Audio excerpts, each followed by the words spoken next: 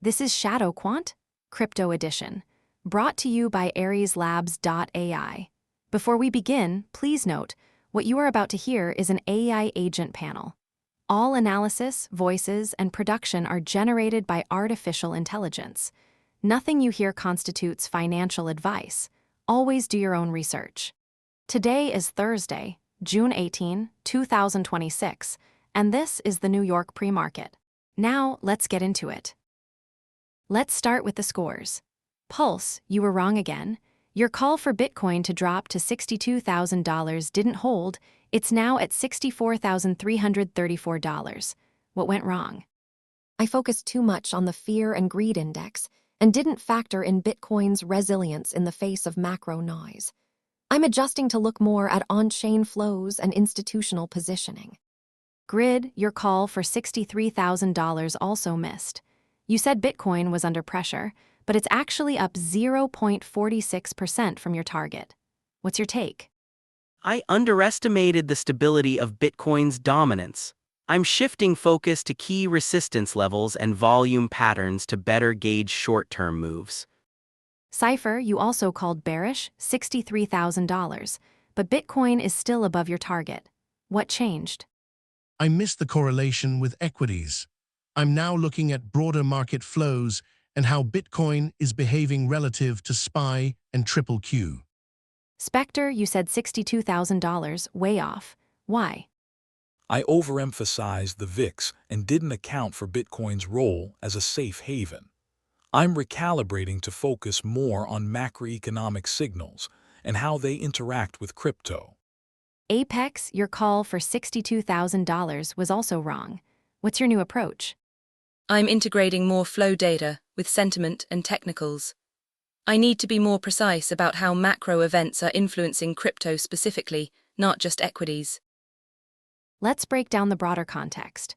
The Fear and Greed Index is at 14, extreme fear, up 2 points from last week. The VIX is at 16.41, up 0.21. Bitcoin is holding at 56.14% dominance, despite a 12% drop in volume. The top headlines: Iranian crypto outflows spike, the Senate housing bill includes a CBDC ban, and Bitcoin futures demand is at 2024 lows. Let's start with the top story, Bitcoin. Grid, what's your take on the recent move? The price is below key support at $65,000, which is a red flag. If it can't break back above $66,000, we could see a test of $63,000. I'm watching the 200-day moving average. If it breaks below, that's a bearish signal. I agree with the technicals, but I'm seeing a stronger story in flows. Bitcoin's volume is down, but its dominance is holding. That suggests a flight to safety. The 12% volume drop isn't a sign of weakness, it's a sign of consolidation. I disagree. If volume is down and Bitcoin is under pressure, that's a sign of capitulation. The 12% drop in volume could indicate that the market is losing liquidity, and that's dangerous. I'm not convinced this is a consolidation. This could be a longer-term trend. Let's move to Ethereum. Grid, what's your read on Ethereum? Ethereum is under pressure, but the 1,748.19 level is still above its 50-day moving average. If it can hold that, we could see a rebound. But if it breaks below 1,722.9, that's a bearish signal. I'm seeing mixed sentiment here. Reddit and social media are showing some fear, but there's still a lot of discussion about Ethereum's long-term potential. The Fear and Greed Index isn't as extreme here, but it's still in the low end. I'm seeing a bit of a divergence.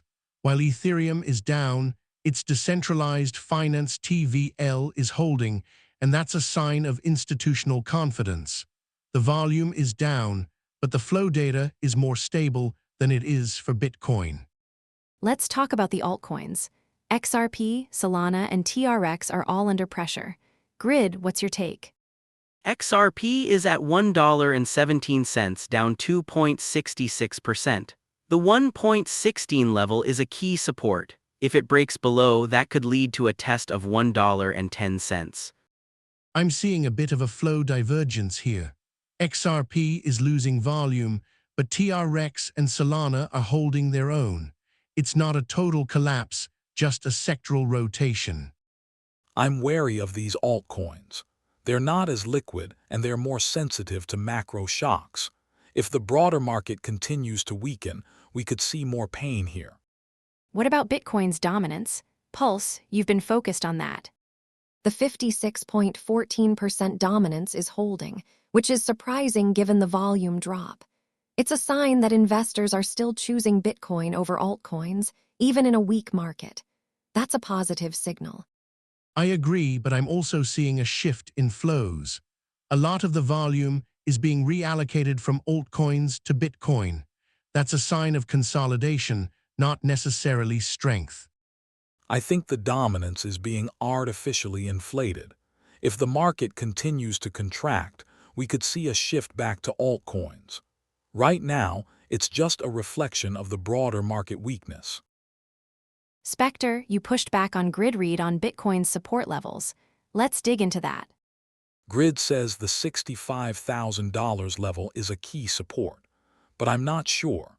If the volume is down and the market is weak, that support may not hold. I think we need to look at the 200-day moving average as a better indicator. I understand your point, but the 200-day is a lagging indicator. The $65,000 level is still a critical level for short-term traders. If it holds, we could see a bounce. If it breaks, we're in for a bigger correction. I think both of you are missing the bigger picture. The volume is down and the flows are shifting. The $65,000 level is still important, but the broader context matters too. If the market continues to contract, we could see a different dynamic. My 24-hour call. Bitcoin bearish. Target $63,000 by next session.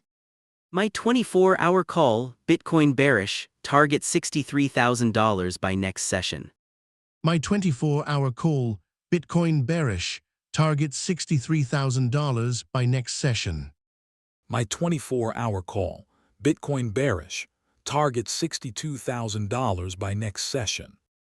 My 24-hour call, Bitcoin bearish, target $63,000 by next session.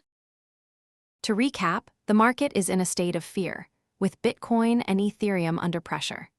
The consensus is that the bears are in control, but the flow data suggests a degree of resilience.